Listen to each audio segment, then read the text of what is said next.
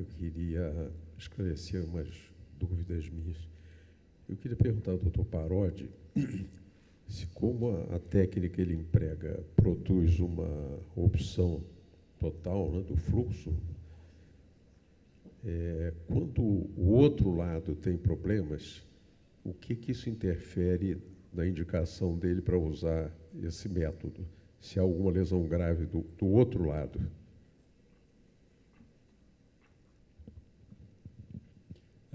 We study the patient beforehand, and we select our patients, but we had the opportunity to treat 6 patients with contralateral occlusion, and we didn't have any troubles.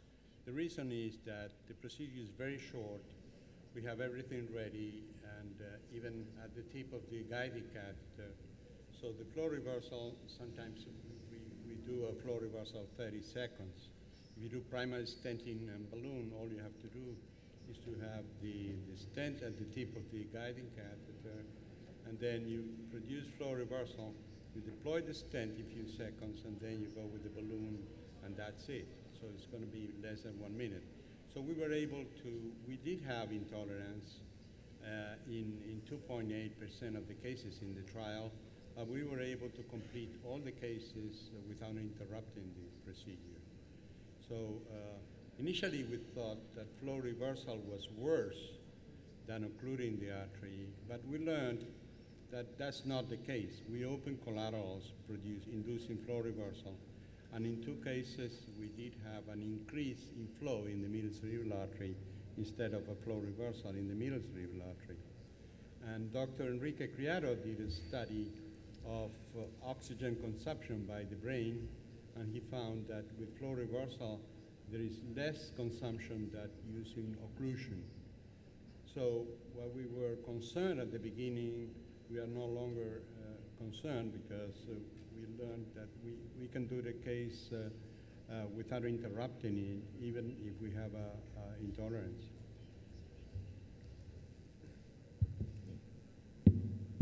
Bom, eu queria perguntar ao doutor Adamastor, com esses estudos mais finos, mais detalhados, né, que ele mostrou, mais profundos,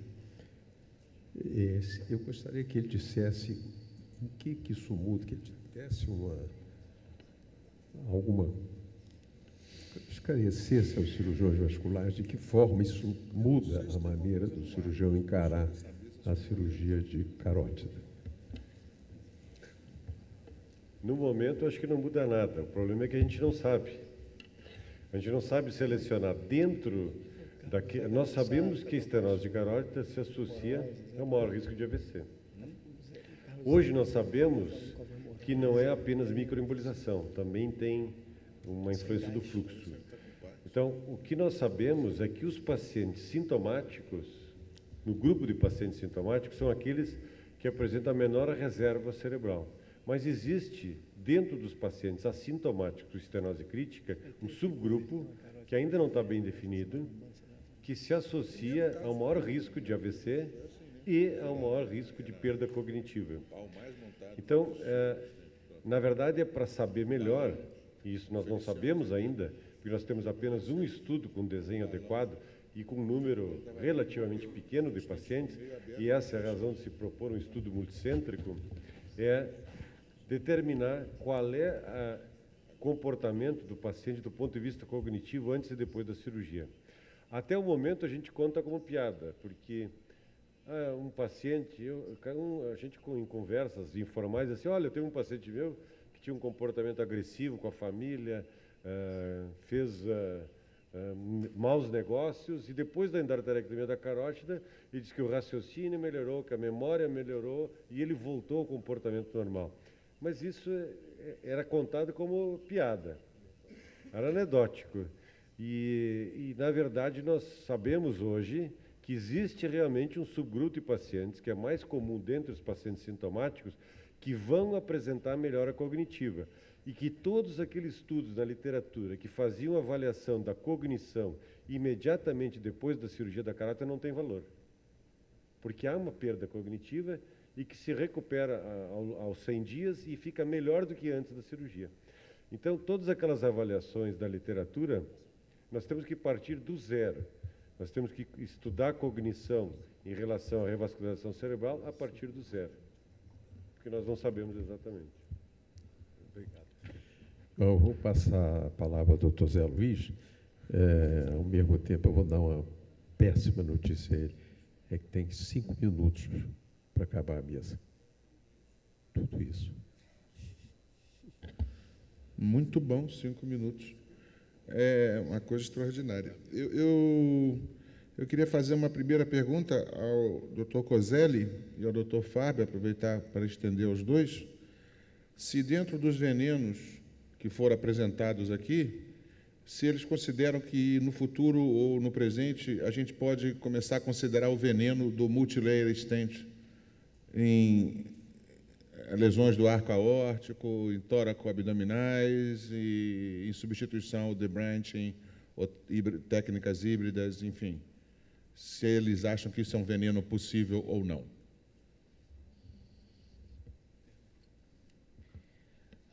In our practice, we don't think the multi-layer stent is good for treatment of patients with true aneurysms.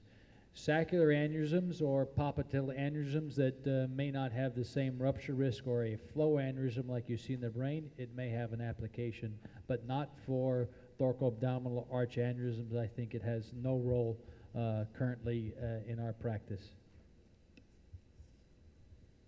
I would agree. We don't. I would agree. We don't use it in our practice right now either. And I think the, as it's introduced, it needs to be limited to some of these saccular aneurysms and modest pathologies. To have it cross the visceral vessels and the brachiocephalic vessels at this point in time, I have a great deal of problem with. Secondly, I'm still looking for some fairly solid data that it depressurizes and not just thrombosts the area outside of the actual lamina. We clearly see aneurysms that are thrombosed but still have pressurized sac continue to rupture. So I think it's still early on, but it has to be looked at. Damastor quer falar? Isso? Rapidamente, nós terminamos de orientar uma tese que foi concluída, que vai ser apresentada no próximo mês, que estudou, nós produzimos em porquinhos o aneurisma de aorta abdominal e depois tratamos com 3 stents em 3 camadas diferentes. E realmente cai a pressão, especialmente a diastólica, e muda completamente o fluxo pelo exame ecográfico. Mas é claro que o resultado a longo prazo, parece que o fluxo passa todo pelo stent, e não enche mais o saco aneurismático. Mas isso é experimental, não se tem ainda experimentação, tem experiência clínica para indicar esse tipo de procedimento. Ok. A minha impressão pessoal é que, claro, mas eu acho que haverá estudos se desenvolvendo nesse sentido ao longo do tempo. Eu tenho uma certa esperança. Eu acho que o Dr. Coselli define bem quando fala qual veneno escolher, porque eu acho todas as técnicas venenosas. Nenhuma delas é boa. Todas são muito complicadas. Todas carregam grandes complicações e grande dificuldade e são pouco replicáveis, sobretudo. Você vai fazer isso nos grandes centros. Você não vai replicar isso como um país como o Brasil, por todos os centros de cirurgia vascular Brasil afora.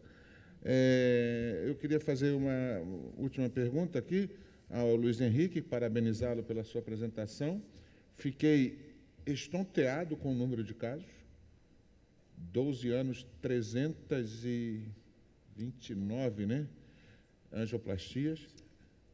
Tem que acabar, Carlos José? Já vou acabar. Angioplastia pra caramba. Agora, eu fiquei assim, os 2 casos que você converteu, graças à sua expertise, que eu conheço muito bem, eles foram tranquilíssimos na cirurgia. Então, será que estava bem indicado mesmo a angioplastia?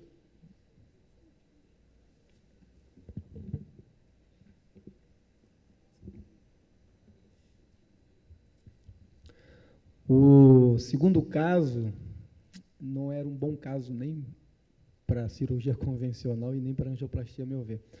com filtro de proteção distal. Na época, em 2007, nós não tínhamos expertise, eu acho que nem disponibilidade dos filtros de proteção, de oclusão proximal. Então, por isso, a opção recaiu sobre aquele tipo de filtro de proteção distal. Eram pacientes sintomáticos, você deve ter observado as lesões de 90%, extremamente suboclusivas, eu diria. E a cirurgia em si não foi tão tranquila quanto você se referiu, né? Pelo menos no que se refere ao status do cirurgião no momento. Mas o transcorrer do pós-operatório realmente não houve nenhuma intercorrência. Esse paciente que chegou com disartria, né, é um paciente da trombose da carótida, hoje, retrospectivamente pensando, eu vejo que ele saiu sem déficit neurológico porque a equipe estava dentro do centro cirúrgico, em outras intervenções, e esse paciente furou a fila dos nossos procedimentos e foi rapidamente operado. Eu não esperava realmente que ele saísse ileso, sem nenhum déficit neurológico, e ficamos também com receio de aspirar toda aquela massa de trombo e trombolizar. Luiz, a mesa já passou. Então, o resultado foi favorável, acho que por conta dessa rapidez. Bom, então, terminada a mesa, né? Não foi nos 5, mas 6 ou 7 minutos, eu quero passar a palavra para o doutor Medina, que é o presidente que tem que encerrar a mesa.